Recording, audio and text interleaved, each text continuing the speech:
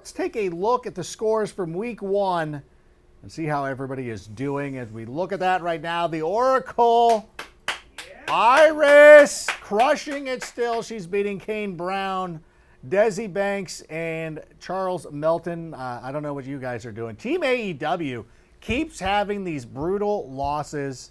You see Taylor Made, rank and file. We'll get to that one a little bit. And, of course, Hollywood football. We'll discuss that in a moment. And, of course, the B team, MG. Is that a final? That's a final. All precincts reporting? That was kind of a pillow fight. Yeah, it was a pillow fight. My team is Have you very broken soft 90? Right now. No, my team is just complete garbage. What is your job here, I by the was way? just going to ask that. You took the words right out of Yeah. What's your title again? Yeah. World's worst fantasy football analyst? That's what I thought. Yeah, one of those things. You're in the running there.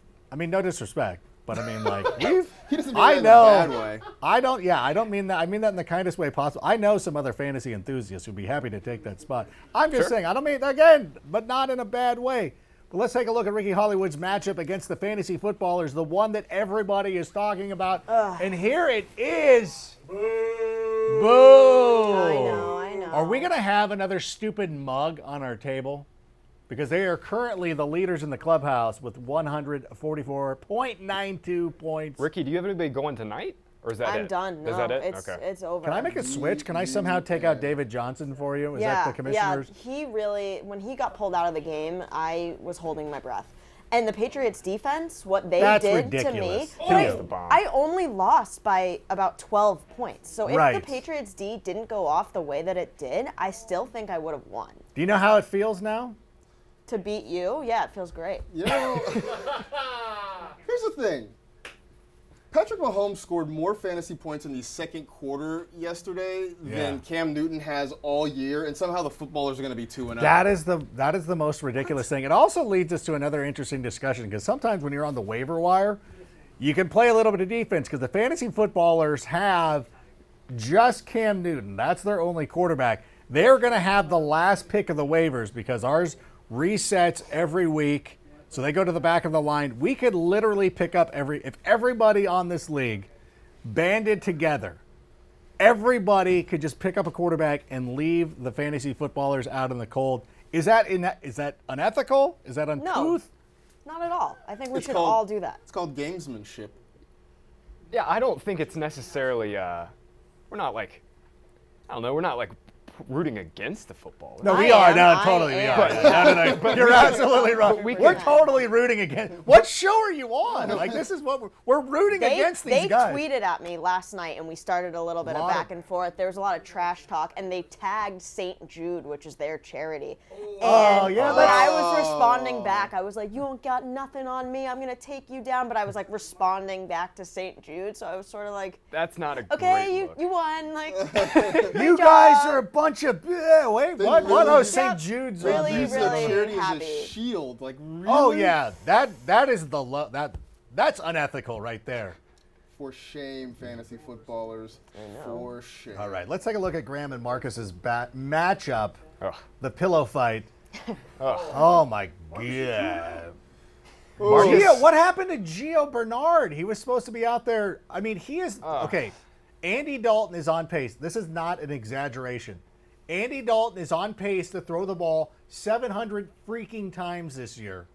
But somehow Giovanni Bernard is not involved in the passing game. I made a huge mistake yesterday playing Gio over Raheem Mostert. I had Mostert on my bench. What? Oh my Yeah, it was a huge God. mistake. I figured Joe Mixon would be much more limited. I mean, Gio only got 7 touches and they went for 7 yards. If you were still editing ranks 11, you would have seen in bright letters, Matt Breida is our sleeper. Mostert is also going to be, and I want to name that backfield Matt B and Raheem. You don't see what there. Don't act like you knew what that reference is. I see what you did there. Thank you. I appreciate that. What are we doing next, Hytham? Oh, we're talking to Deshaun Watson. What's up with that?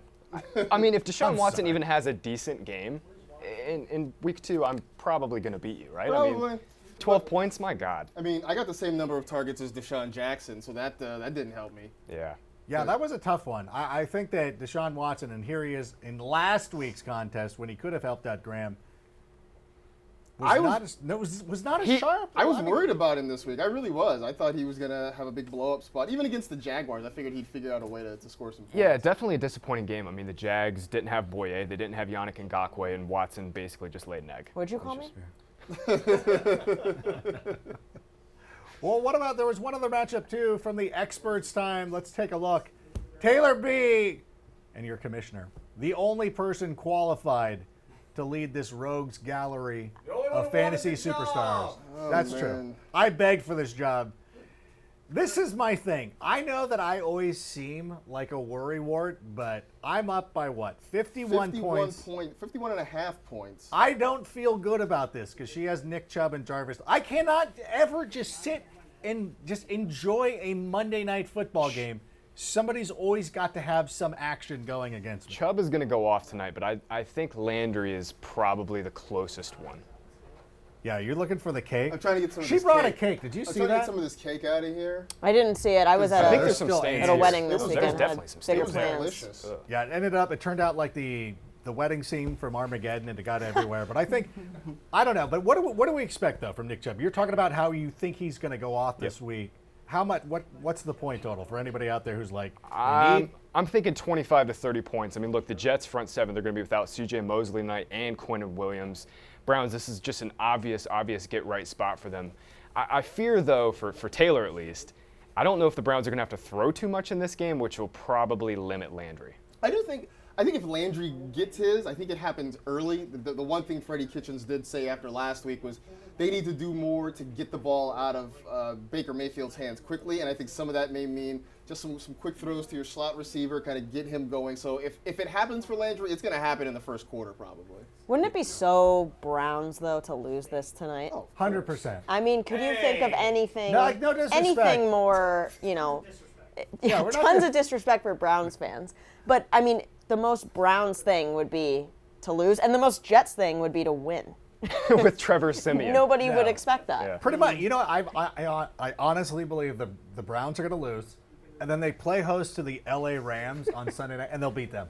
Let's take a look at another matchup, though. Candace versus Kane Brown. Kane Brown selected Patrick Mahomes in what I'm assuming was the second round. Like he drafted I think it was him the very third early. round. I think it Maybe was the the third. All right, I'll give him the benefit of the doubt. Candace's team is so sick, though.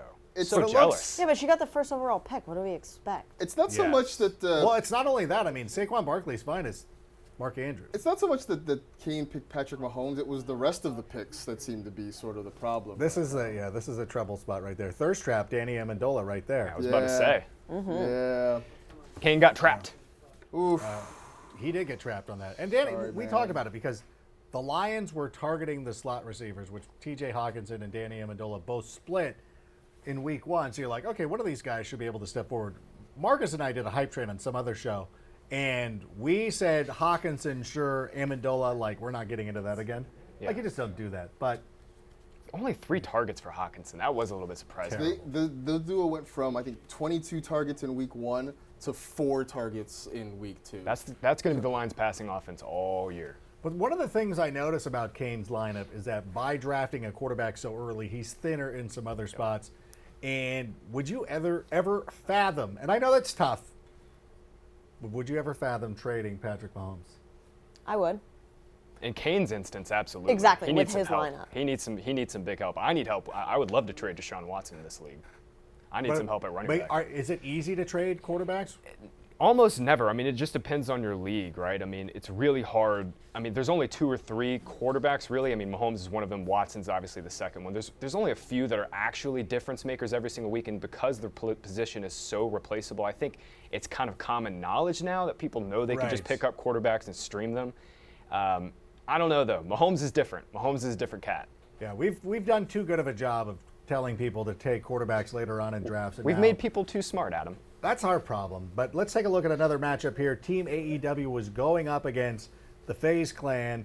Let's take a look at that one. AEW is like our hard luck team through 2 weeks. Yeah, aren't they? man, this is a tough, like another bad beat for them. And Man, it that was, of O.J. course, Howard goose egg. It comes down to, well, that's two things. Like The Alvin Kamara, 7 points. O.J. Howard, between the two of them, 7 points. Didn't they lose by less than a point in week 1, too? Yeah, they've Yeah. Ugh. That's brutal. Somebody's getting a metal folding chair at some point. That's the one thing that I would be the worst like be the most upset about. Like FaZe Clan, I mean, one of them's a sensei, so he should probably be okay. So they're doing he's not great.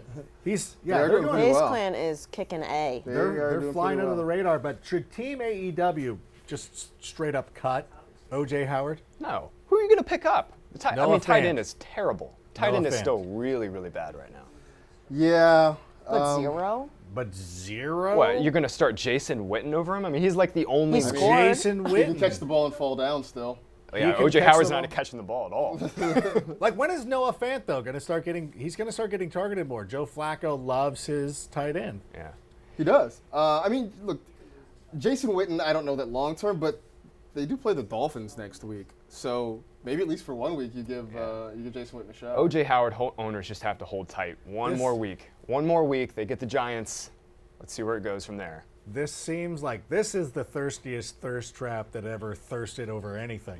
Because that's the kind of thinking that's going to keep you constantly starting that guy, and it's going to be week 8, and he's finally going to have a break. It's like, I told everybody, finally, yeah, every week, start this guy, must start. And then it's going to be a whole lot of nothing. We got one other matchup to take a look at. Desi. Oh, that Breeze start. Dang. He started Drew Brees over Aaron Rodgers. Wow. I mean, look, it made What a- sense. I mean, I understand the logic. Would you know. have done the same thing? Sound Probably logic. not. Probably not either, But- still, I mean, it's Drew Brees versus Aaron Rodgers. You would think.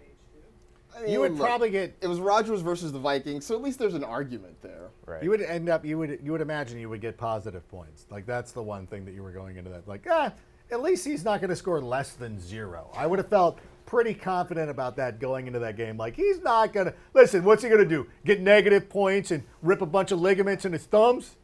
Oh wait. Exactly. Too soon, Who right? talks like that? Too soon. But anyways, what about tonight?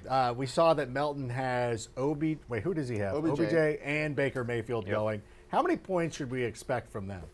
The combination of them? I mean, I think you could. You be could break it looking out at- a la carte, and then I can do the math. Oh yeah, I was just gonna tell you, like, the whole poo-poo No, I platter of it is probably about 50, 55 points. I would was think. thinking 55 or 60. Yeah, I mean, this is just such a good spot for Beckham. Baker, I have the same concerns with Landers. Like, are they going to throw enough here? Does he have? I saw Desi is starting. He has an Njoku. David on the other Njoku. side. Yeah. So he's still got a little bit of a fighting chance. Slight. Just enough to. Hey, you never know. good. Njoku could get 2 lucky scores. Never know. Oh, and Charles also has Le'Veon Bell. Oh, never mind. Oh, It's over. well, So that's it's a kind wrap. of over. Yeah. What do we Sorry, expect? Des. What do we expect though? They're starting Curtin Jerker at quarterback. Some rando they picked up from the street. What? That's who it is. Who is it? You even know who it is? Is it Ricky Fowler? Like who is it? I don't even Fowler. know. Is it Case Keenum? No, Case Keenum's with Washington. I couldn't tell you. I can't even Trevor think of Siemian. golfer, Ricky Whatever. Fowler. It doesn't matter. Trevor Siemian, All right, well, that's the name you're He looking just made a for. monkey out of me because I couldn't remember his name. Fair enough. Trevor Siemian is get it? I was. And you. I hate every monkey really, I and see. you really dumped on my Eagles joke, really? Really?